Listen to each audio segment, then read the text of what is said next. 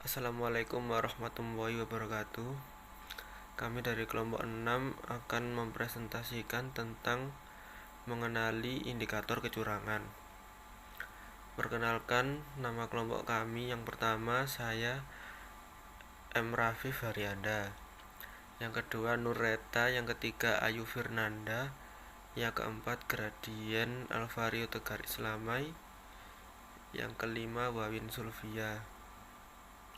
Pengertian mengenali indikator kecurangan. Kecurangan apapun bentuknya akan menimbulkan kerugian baik secara material maupun non-material bagi seluruh pihak. Seperti slogan mencegah lebih baik dari mengobati. Mengenali indikator kecurangan sejak awal menjadi lebih efektif daripada kecurangan ini telah terjadi. Indikator ini memerlukan pengalaman lebih lanjut karena dari beberapa indikator mungkin karena kesalahan yang tidak disengaja atau kondisi dari luar perusahaan yang tidak dapat dikendalikan. Indikator-indikator kecurangan dapat dipisahkan menjadi 6 kelompok. Yang pertama, anomali akuntansi, yang kedua, kelemahan pengendalian internal, yang ketiga, anomali analitis, keempat, gaya hidup yang berlebihan, kelima, perilaku yang tidak wajar, keenam, informasi dan pengaduan. Anomali akuntansi, accounting anomalies, biasanya salah satu bentuk gejala fraud dari sisi accounting meliputi masalah dengan sumber dokumen. 3 area utama dari anomali akuntansi adalah sebagai berikut. Penyimpanan sumber dokumen. Biasanya gejala fraud meliputi sumber dokumen baik elektronik maupun bukan, seperti cek, tagihan pelanggan, order pembelian, permintaan pembelian, dan juga hal-hal berikut ini. Yang pertama, kehilangan dokumen. Kedua, item yang sudah usang dalam rekonsiliasi bank. Ketiga, terlalu banyak kredit. Keempat, peningkatan tagihan jatuh tempo. Kelima, peningkatan item yang harus direkonsiliasi. Keenam, 2 kali endorsement dalam cek, dan lain-lain. Gejala fraud yang menjelaskan bagaimana suatu dokumen dapat menjadi sinyal dari fraud, yaitu penggunaan dokumen yang difotokopi, peningkatan tagihan yang jatuh tempo, dan terlalu banyak utang. Selanjutnya akan dijelaskan oleh teman saya. Assalamualaikum warahmatullahi wabarakatuh.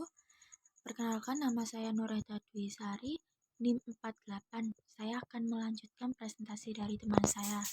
Yang kedua, ada kesalahan menjurnal laporan laba rugi yang terdiri dari pendapatan dan beban merupakan akun yang memungkinkan adanya penurunan sisi dari persamaan akuntansi dan mencatat kesesuaian akun. Menyamakan suatu persamaan dengan memanipulasi pendapatan, misalnya adanya peningkatan tarif tagihan, seharusnya menyebabkan peningkatan pendapatan. Yang ketiga, ada ketidakakuratan buku besar. Terdapat 2 indikator utamanya adalah yang pertama ada buku besar yang tidak seimbang, yaitu total saldo debit tidak sama dengan total saldo kredit.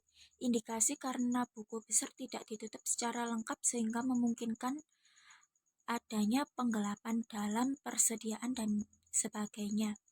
Yang kedua ada saldo akun pengendalian tidak sama dengan saldo akun pelanggan dan pemasok, indikasi memanipulasi saldo kaum pelanggan dan pemasok yang erat hubungannya dengan saldo akun hutang dan piutang.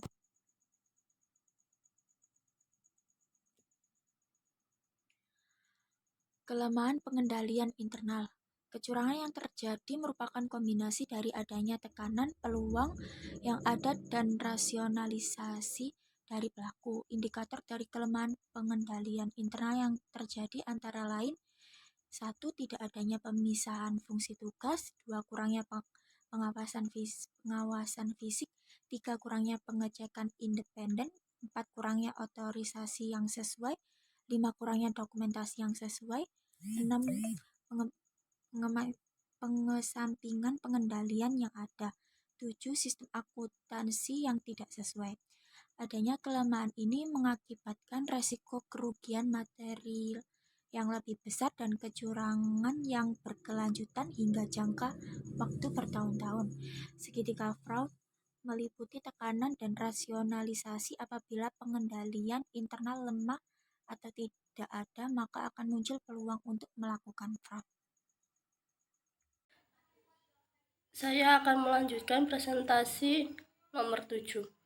Anomali analitis kecurangan. Indikator analitis kecurangan adalah prosedur atau hubungan yang tidak wajar atau sangat tidak realistis yang meliputi transaksi atau kejadian yang terjadi pada tempat yang tidak biasa yang dilakukan oleh atau melibatkan orang yang biasanya tidak berpartisipasi atau menggunakan prosedur, kebijakan atau praktik yang tidak biasa. Adanya item di laporan kecurangan yang muncul dengan nilai yang tidak wajar atau pos yang tidak wajar menjadi indikator dalam analitis keuangan. Laporan keuangan adalah sebuah cerita kinerja dari suatu perusahaan sehingga akun-akun yang ada harus konsisten atau satu dengan yang lain. Berikut contoh umum indikator analitis adalah 1. Kecurangan atau penyusunan persediaan yang tidak dapat dijelaskan. 2. Penyimpanan dari spesifikan. 3. Peningkatan nilai sisa. 4. Kelebihan pembeli. 5. Terlalu banyak memo debit dan kredit. 6. Peningkatan atau penurunan saldo akun, rasio atau hubungan. 7. Keabnormalan fisik. 8. Kecurangan atau kelebihan kas. 9. Kelebihan biaya untuk keterlambatan. 10. Biaya atau pengembalian yang tidak wajar. 11. Rotasi eksekutif yang berlebihan.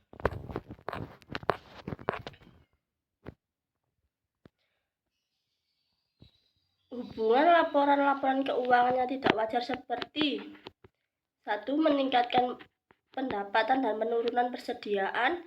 2. Meningkatkan pendapatan dengan menurunnya piutang. 3. Meningkatkan pendapatan dengan penurunan arus kas. 4. Meningkatkan persediaan dengan menurunnya utang. 5. Meningkatkan volume dengan meningkatkan biaya per unit. 6. Meningkatkan volume dengan menurunnya nilai sisa. 7. Meningkatkan persediaan dengan menurunnya biaya pinjaman di gudang. Assalamualaikum warahmatullahi wabarakatuh. Saya Gladys Alvario akan melanjutkan presentasi mengenai ekstravagan lifestyle atau gaya hidup yang berlebihan. Dalam memenuhi kebutuhan akan aktualisasi diri, seseorang rela melakukan apa saja. Perubahan gaya hidup menjadi lebih mewah adalah indikator yang mudah untuk ditemukan. Gaya hidup seseorang seharusnya tergantung dari pendapatan orang tersebut. Tentu hal yang mudah untuk membandingkan gaya hidup seseorang dengan pendapatan yang diterima, apakah sudah sesuai atau melebihi pendapatan. Perlu dipertanyakan lebih lanjut, bagaimana seseorang tersebut dapat menghidupi diri dengan gaya hidup yang seperti itu. Kemudian ada perilaku yang tidak biasa, yaitu apabila seseorang melakukan suatu kesalahan ataupun kecurangan secara tidak sadar, terdapat perubahan perilaku terutama ketidakmampuan mengendalikan emosi. Hal ini dikarenakan pelaku dalam kondisi tertekan dan stres. Salah satunya adalah perilakunya menjadi lebih mengintimidasi orang lain untuk menyembunyikan sikapnya. Tidak ada perilaku khusus dalam setiap kecurangan yang dilakukan. Yang perlu diwaspadai adalah adanya perubahan perilaku ke arah negatif untuk menutupi kesalahan itu sendiri. Di sini terdapat gambar indikator perilaku pelaku kecurangan. Yang pertama yaitu bisa dari karena rasa bersalah, kemudian ketakutan, kemudian tekanan, terus terjadinya perubahan perilaku. Perubahan perilaku tersebut akan menyebabkan orang menjadi insomnia lebih sering minum minuman keras, mengonsumsi obat terlarang, kadang cepat mudah untuk curiga, kesulitan untuk bersikap tenang. Selanjutnya akan dilanjutkan oleh teman saya.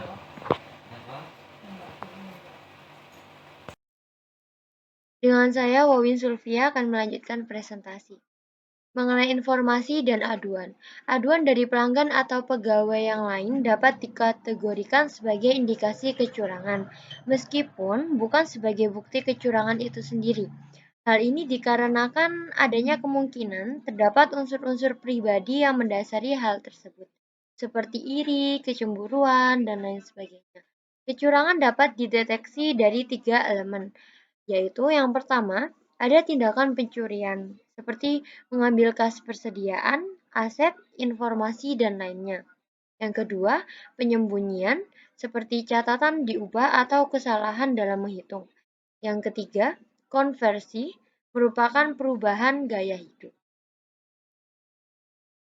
Contoh kasus dari Bank Senturi. Bank Senturi merupakan gabungan dari 3 bank, di mana dilakukan proses merger, yaitu Bank Danpak, Bank CIC, dan Bank Piko. Soal pengucuran dana penyelamatan, Bank Senturi terus berlanjut walaupun Menteri Keuangan Sri Mulyani berulang kali mengatakan penyelamatan terhadap bank kecil itu telah sesuai dengan peraturan. Lembaga penjamin simpanan LPS telah mengucurkan dana sebesar 6,7 triliun kepada Bank Senturi atas rekomendasi dari pemerintah dan Bank Indonesia. Padahal, dana yang disetujui DPR hanya sebesar 1,3 triliun.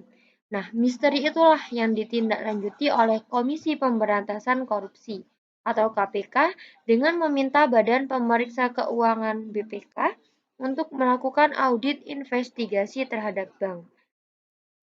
Tidak hanya KPK, DPR pun meminta BPK untuk mengaudit proses bailout tersebut. Itu karena sebelumnya DPR pada 18 Desember 1999 telah menolak peraturan pemerintah pengganti Undang-Undang Perpu Nomor 4 Tahun 2008 tentang Jaring Pengaman Sektor Keuangan atau JPSK sebagai payung hukum dari penyelamatan bank milik pengusaha Robert Tantolar. Sekian dari presentasi kelompok kami. Apabila ada kesalahan yang disengaja maupun tidak disengaja, mohon maaf. Semoga materi kami memberikan pengetahuan yang cukup. Terima kasih. Wassalamualaikum warahmatullahi wabarakatuh.